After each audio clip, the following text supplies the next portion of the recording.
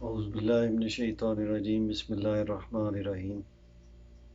اللہ تعالیٰ سے دعا ہے اللہ تعالیٰ ہمیں کفر، شرک اور بدعات سے بچائے جو سب سے بڑی خطرناک چیز ہے۔ آمین ثم آمین، اور اپنے حفظ و امان میں رکھے۔ آج ہم شروع کریں گے سورہ بقرہ کی 246 نمبر آیت سے، جہاں پہ اللہ سبحانہ تعالیٰ فرما رہا ہے، کیونکہ قرآن کی بات، صرف قرآن کی بات جو ہے اس میں ایک الگ ہی مزہ ہے۔ تو اللہ تعالیٰ فرما رہے ہیں، کیا آپ نے موسیٰ علیہ السلام کے بعد والی بنی اسرائیل کو جماعت کو نہیں دیکھا؟ کیا نہیں دیکھا؟ جب کہ انہوں نے اپنے پیغمبر سے کہا کہ کسی کو ہمارا بادشاہ بنا دیجیے، کسی کو ہمارا بادشاہ بنا دیجیے۔ کس لیے بنا دیجیے؟ یہ قرآن جو ہے یہ ایک مطلب چین وائز سوال جواب اور دلیلیں، دھمکیاں، رحمتیں، برکتیں، ہر چیز اس میں آتی ہے۔ کس لیے بادشاہ بنا دیجیے؟ تاکہ ہم اللہ سبحانہ تعالیٰ کی راہ میں جہاد کریں۔ پیغمبر نے کہا کہ ممکن ہے جہاد فرض ہو جانے کے بعد تم جہاد نہ کرو، کہ ہو سکتا ہے تمہارے اوپر جب جہاد فرض ہو جائے تو تم جہاد نہ کرو۔ انہوں نے کہا بھلا ہم اللہ کی راہ میں جہاد کیوں نہ کریں گے؟ ہم تو اپنے گھروں سے اجاڑ دیے گئے ہیں اور بچوں سے دور کر دیے گئے ہیں۔ پھر جب ان پر جہاد فرض ہوا تو سوائے تھوڑے سے لوگوں کے سب پھر گئے، اور اللہ سبحانہ تعالیٰ ظالموں کو خوب جانتا ہے۔ اور ان کے نبی نے فرمایا اللہ سبحانہ تعالیٰ نے طلوت کو تمہارا بادشاہ بنا دیا ہے، حضرت طلوت علیہ السلام کو تمہارا بادشاہ بنا دیا ہے۔ تو کہنے لگے بھلا اس کی ہم پر حکومت کیسے ہو سکتی ہے؟ کیوں؟ اس سے تو بہت زیادہ حقدار بادشاہت کے ہم ہیں۔ اس کو تو مالی کشادگی بھی نہیں دی گئی۔ نبی نے فرمایا سنو، اللہ سبحانہ تعالیٰ نے اسی کو تم پر برگزیدہ کیا ہے اور اسے علمی اور جسمانی برتری بھی عطا فرمائی ہے۔ بات یہ ہے کہ اللہ سبحانہ تعالیٰ جسے چاہے اپنا ملک دے، اور اللہ سبحانہ تعالیٰ کشادگی والا اور علم والا ہے۔ یہ ایسے بدبخت لوگ تھے، اللہ سبحانہ تعالیٰ کے جو حکم ہیں ان کے خلاف، مطلب جو اللہ فرما رہا ہے وہ نہیں کرنا، جو اپنی من مرضی وہ کرنی، تو پھر ان کی حالت کیا ہوئی؟ یہ واقعہ کون سا ہے؟ یہ واقعہ جو ہے یہ حضرت موسیٰ علیہ السلام کے بعد کچھ عرصہ یہ لوگ جو جس نبی کا یہاں ذکر کیا گیا ہے ان کا نام یہاں بتایا گیا ہے، حضرت شموئیل علیہ السلام۔ اور یہ ابن کثیر میں پورا واقعہ اس کا لکھا ہوا ہے۔ اس کا خلاصہ یہ ہے کہ بنی اسرائیل کی جو قوم تھی وہ حضرت موسیٰ علیہ السلام کے بعد کچھ سال تو صحیح چلتے رہے، تورات کے جو احکامات تھے ان کی پیروی کرتے رہے، حق کو حق سمجھتے رہے، باطل کو باطل سمجھتے رہے، اللہ سبحانہ تعالیٰ کی عبادت کرتے رہے۔ لیکن کچھ عرصے بعد انہوں نے کیا کیا؟ انہوں نے اپنی جو عبادات اللہ تعالیٰ نے ان کے اوپر حکم جاری کیے تھے ان میں بدعات شروع کر دی، اپنے پاس سے اس میں اور چیزیں ایڈ کرنی شروع کر دی، جس طرح کے بدقسمتی سے اس ٹائم زیادہ پاکستان، انڈیا، بنگلہ دیش، یہ تین ملکوں میں سب سے زیادہ بدعات ہوتی ہیں۔ اللہ تعالیٰ ہمیں بچائے ان چیزوں سے۔ قرآن میں جو لکھا ہے بھائی وہی اصل ہے، جو حدیث ہے وہی اصل ہے، باقی کچھ بھی آپ کر لو، جتنی مرضی عقیدت ہو۔ جب اللہ سبحانہ تعالیٰ خود فرما رہا ہے کہ تم نے 2 سجدے کرنے ہیں تو تیسرا کیسے کر سکتے ہو آپ؟ یہ تو نافرمانی ہو گئی۔ ٹھیک ہے، جب اللہ سبحانہ تعالیٰ فرما رہا ہے کہ دن میں 5 نمازیں پڑھنی ہیں، شراک کی ملا کے 6، ٹھیک ہے، نوافل پڑھ سکتے ہو، ساری ساری رات عبادت کرو گے۔ جب اللہ سبحانہ تعالیٰ نے جو فرائض ہمارے اوپر فرض کیے ہیں وہ نہیں ہم ادا کریں گے، ساری رات جاگتے رہے، اس کا کوئی فائدہ نہیں۔ اللہ سبحانہ تعالیٰ کو وہ عبادت پسند ہے جو مستقل عبادت ہوتی ہے۔ اچھا، تو انہوں نے جب بدعات ایجاد کر لی، حتیٰ کہ بتوں کی پوجا شروع کر دی، ٹھیک ہو گیا، انبیاء ان کو روکتے رہے لیکن یہ اب اس معصیت سے باز نہ آئے، اس گناہ سے باز نہ آئے، تو اس کا رزلٹ کیا نکلا کہ اللہ سبحانہ تعالیٰ نے ان میں نبی بھیجنے بند کر دیے۔ اللہ سبحانہ تعالیٰ نے نبوت کو سٹاپ کر دیا، جس کے نتیجے میں ذلت و خواری سے ان کی زندگی جو ہے وہ منسلک ہو گئی۔ پھر جب ان کو خود پتہ چل گیا کہ اب تو ہماری ضلالت جو ہے وہ عام ہو گئی ہے، نہ رزق میں برکت، نہ اولاد میں برکت، نہ سکون، نہ کوئی کسی قسم کا ایک جو سیکوینس ہوتا ہے وہ سب بگڑ گیا جب، تو پھر ان کے جو علماء تھے، جو نیک لوگ تھے، انہوں نے کہا اللہ تعالیٰ کی طرف دھیان کرو، اللہ سبحانہ تعالیٰ سے انہوں نے دعائیں کی، معافیاں مانگی، اللہ سبحانہ تعالیٰ نے پھر ان میں ایک نبی پیدا کیا۔ اچھا، جب نبی پیدا کیا تو نبی نے کہا اللہ سبحانہ تعالیٰ نے جو احکامات جاری کیے ان کے اوپر عمل کرو اور اللہ کی راہ میں جہاد کرو۔ تو انہوں نے کیا کہا؟ انہوں نے کہا جی ہم جہاد کریں گے، ٹھیک ہے، لیکن اس کے لیے ہمارے بیچ میں ایک بادشاہ ہونا چاہیے، فوج کا سپہ سالار ہونا چاہیے، تو اس کے لیے ضروری ہے کہ آپ ہمیں تربیت دیں اور ہمارے میں سے ایک بندہ چنیں۔ تو اللہ سبحانہ تعالیٰ نے فرمایا کہ نبی کو کہ ان کو کہو کہ طلوت علیہ السلام تمہارے بادشاہ ہیں۔ حضرت طلوت علیہ السلام کے بارے میں یہ آتا ہے کہ وہ ایک غریب گھرانے سے ان کا تعلق تھا، اور اس ٹائم جو فوج تھی، آرمی تھی، اس میں ایک ادنا سا سپاہی تھے۔ تو ان لوگوں نے کیا اعتراض بنایا، بنی اسرائیل والوں نے، انہوں نے کہا جی یہ جو فوج ہے، اس کا سربراہ ہے، یہ تو نہ طاقت میں ہمارے سیم سیم ہے، نہ مال و دولت کے لحاظ سے، نہ عقل کے لحاظ سے، مطلب جانتے تو تھے نہیں سب کچھ۔ تو نبی نے فرمایا کہ اللہ سبحانہ تعالیٰ نے ان کو چنا ہے تمہارے لیے، میں نے نہیں چنا ہے، یہ اللہ تعالیٰ کی طرف سے ہے۔ کیوں؟ وہ حکمت والا ہے، وہ دنا ہے، وہ تدبیریں کرنا جانتا ہے، وہ خالق ہے، وہ مالک ہے، رازق ہے، وہ جو چاہے کر سکتا ہے، یہ اس کی طرف سے ہے، میری طرف سے نہیں ہے۔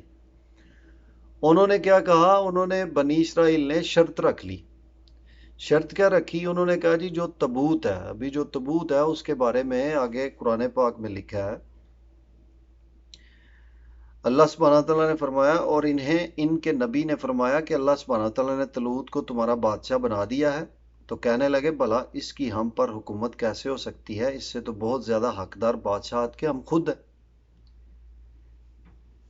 اس کو تو مالی کشادگی بھی نہیں دی گئی۔ نبی نے فرمایا سنو، اللہ سبحانہ تعالیٰ نے اسی کو تم میں سے برگزیدہ کیا ہے اور اسے علمی اور جسمانی برتری بھی عطا فرمائی ہے۔ بات یہ ہے کہ اللہ سبحانہ تعالیٰ جسے چاہے اپنا ملک دے، اللہ سبحانہ تعالیٰ کشادگی والا، علم والا ہے۔ ان کے نبی نے انہیں پھر کہا، جب انہوں نے شرط رکھی کہ ہمیں وہ جو تابوت ہے، تابوت سکینہ، یہ تابوت سکینہ ہے کیا؟ اس کے بارے میں حدیث شریف میں آتا ہے، یہ ایک لکڑی کا بنا ہوا ایک صندوق تھا جس میں حضرت موسیٰ علیہ السلام اور حضرت ہارون علیہ السلام کے تبرکات تھے۔ تبرکات کا کیا مطلب ہے؟ اس کی ڈیفینیشن یہ ہے کہ اس میں حضرت موسیٰ علیہ السلام کا عصا تھا جو اژدہا بن جاتا، اور اس کے بعد ان کا امامہ اور ان کے کپڑے وغیرہ، اس طرح ہارون علیہ السلام کے تبرکات تھے، اور یہ قرآن میں لکھا ہے۔ لیکن اس کا مطلب یہ تبوت سے اور یہ تبرکات سے بالکل ہرگز مطلب نہیں ہے کہ ہم آج کے دور میں عام اپنی طرف سے وہ جھوٹ گڑ کے وہ کہ جی یہ فلاں تبرکات ہے، یہ فلاں ہے، فلاں ہے، نہیں، اس کی دلیل تو قرآن میں دے رہا ہے اللہ سبحانہ تعالیٰ، تو اس میں تو کوئی دو رائے نہیں ہے، یہ تو دلیل کا، قرآن تو دلیل کا محتاج ہی نہیں ہے۔ اچھا، میں واپس بات پہ آتا ہوں۔ انہوں نے جب ڈیمانڈ کی تو اللہ سبحانہ تعالیٰ نے ڈائریکٹ قرآن میں فرما رہا ہے، ان کو بتایا گیا کہ ان کے نبی نے انہیں پھر کہا کہ اس کی بادشاہت کی ظاہری نشانی یہ ہے کہ تمہارے پاس وہ صندوق آ جائے گا جس میں تمہارے رب کی طرف سے دل جمی ہے، اور آل موسیٰ اور آل ہارون علیہ السلام کا بقیہ ترکہ ہے، فرشتے اسے اٹھا کر لائیں گے، یقیناً یہ تمہارے لیے کھلی دلیل ہے اگر تم ایمان والے ہو۔ ہوا یوں کہ انہوں نے جب ڈیمانڈ کی کہ ہمیں تو تبوت سکینہ چاہیے، ٹھیک ہو گیا، جب انہوں نے یہ ڈیمانڈ کی تو اللہ سبحانہ تعالیٰ نے فرشتوں کو حکم دیا راتوں رات وہ تبوت تھا کس کے پاس؟ تبوت تھا جب موسیٰ علیہ السلام کے بعد انہوں نے بے ادبیاں شروع کر دیں اور اس کے بعد نئی نئی ایجادات شروع کر دیں اپنی کتاب میں اور اپنی عبادات میں، تو اس ٹائم بنی اسرائیل کے اوپر ایک قوم نے دعویٰ بولا جن کا جو کمانڈر تھا وہ ان قوم کی، وہ اس کا نام تھا مالکا، وہ جو قوم تھی، ٹھیک ہے، اس قوم نے ان کے اوپر حملہ کیا. حدیث میں پورا واقعہ لکھا ہوا ہے اس کا، جامع ترمذی میں اور اس کے بعد مشکات میں بھی. انہوں نے کیا کیا، انہوں نے جب ان کے اوپر حملہ کیا تو ان کا وہ تبوت چھین کے لے گئے. تو انہوں نے اس لیے یہ شرط رکھی کہ اگر طلوت علیہ السلام جو مالکہ قوم تھی، ان کا جو کمانڈر تھا ان کی فوج کا، لشکر کا، اس کا نام جلود تھا، جلود تبوت سکینہ لے گیا. پھر جب انہوں نے ڈیمانڈ رکھی حضرت طلوت علیہ السلام کے لیے، انہوں نے یہ ڈیمانڈ رکھی کہ وہ جو تبوت ہے وہ اگر طلوت علیہ السلام میں اتنی طاقت ہے، یہ واقعی اللہ تعالیٰ کی طرف سے ہے، ان کو مطلب خاص اس چیز کے لیے چنا گیا، تو ہماری شرط یہ ہے، ڈیمانڈ یہ ہے کہ یہ وہ والا جو تبوت مالکہ قوم کا کمانڈر جلوت لے کے گیا ہے وہ طلوت علیہ السلام واپس لے کے آئیں، تب ہم ان کو اپنا بادشاہ مانیں گے. اچھا، ہوا یہ کہ جیسے ابھی میں نے ترجمہ پڑھا قرآن پاک کا، اللہ سبحانہ تعالیٰ نے فرمایا یہ اللہ تعالیٰ کی طرف سے کھلی نشانی ہے، ان کو تبوت واپس فرشتوں نے لا کر رکھ دیا. جب رات ہوئی تو فرشتوں نے وہ تبوت، وہ جو مالکہ قوم تھی، ان سے چھین کے، چھپا کے، جو بھی مطلب یہ راز کی باتیں ہیں، غیب کا علم تو صرف اللہ سبحانہ تعالیٰ جانتا ہے. جو قرآن فرما رہا ہے، جو حدیث میں ہے کہ فرشتوں نے وہ تبوت اٹھایا اور طالوت علیہ السلام کے گھر کے دروازے کے باہر لا کے رکھ دیا. صبح جب ہوئی تو سارے اکٹھے ہوئے، پتہ چل گیا کہ یہ تو تبوت سکینہ ہے، اس میں تو حضرت موسیٰ علیہ السلام اور حضرت ہارون علیہ السلام کے لوازمات ہیں، تبرکات ہیں. تو پھر انہوں نے مان لیا کہ یہی ہمارا بادشاہ ہے. ٹھیک ہو گیا جی. آگے اللہ سبحانہ تعالیٰ فرماتے ہیں اسی صورت کی آیت نمبر 249 میں، جب حضرت طلوت علیہ السلام لشکروں کو لے کر نکلے، کیونکہ انہوں نے مان لیا نا کہ ہم ابھی آپ کے متحد ہیں، آپ ہمارے کمانڈر ہیں. تو جب حضرت طلوت علیہ السلام لشکروں کو لے کر نکلے تو کہا، سنو اللہ سبحانہ تعالیٰ تمہیں ایک نہر سے آزمانے والا ہے، ایک نہر سے آزمانے والا ہے جہاد کرنے سے پہلے. جس نے اس میں سے پانی پی لیا وہ میرا نہیں.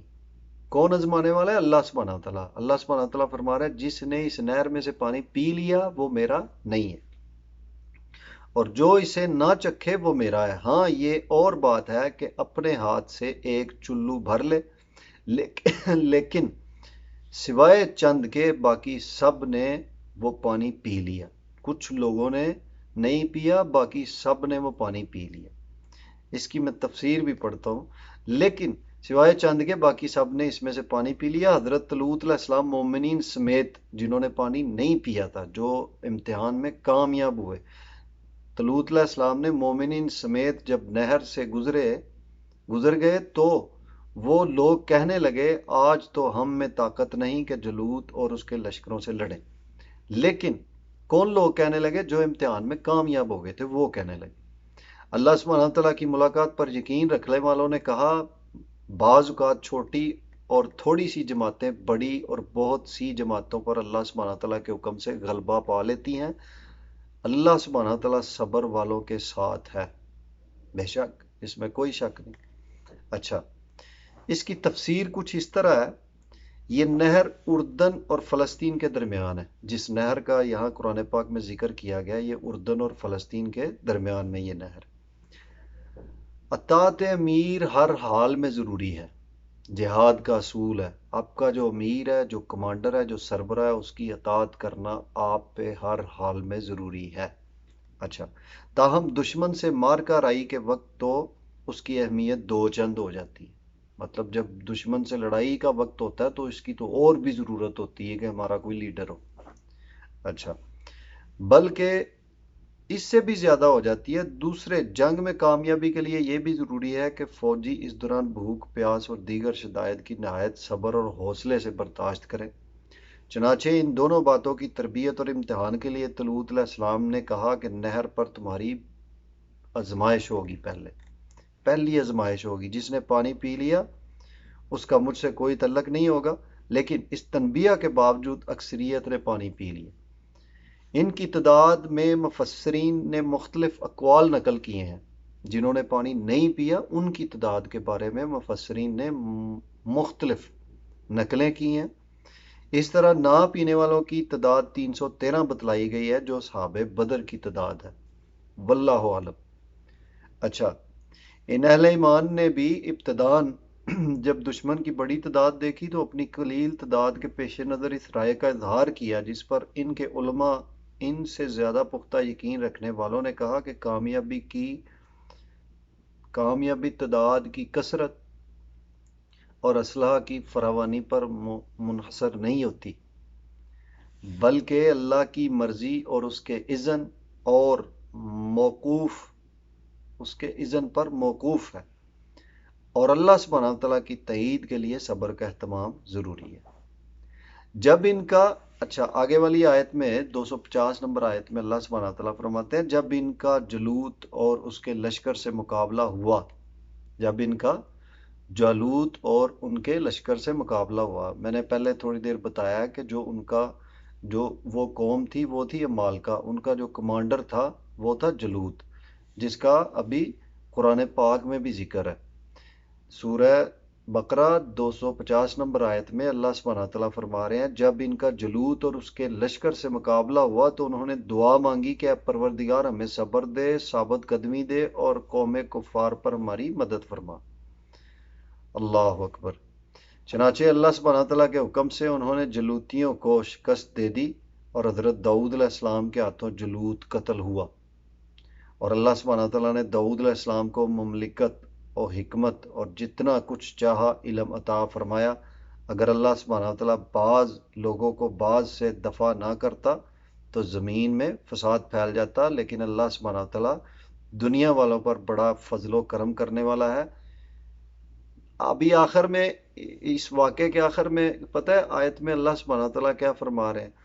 یہ آیتیں، یہ 252 نمبر آیت ہے، یہ واقعے کے بعد جو آخری آیت آتی ہے اس میں اللہ سبحانہ تعالیٰ فرما رہے ہیں یہ اللہ سبحانہ تعالیٰ کی آیتیں ہیں جنہیں ہم حقانیت کے ساتھ آپ پر پڑھتے ہیں، بالیقین آپ رسولوں میں سے ہیں۔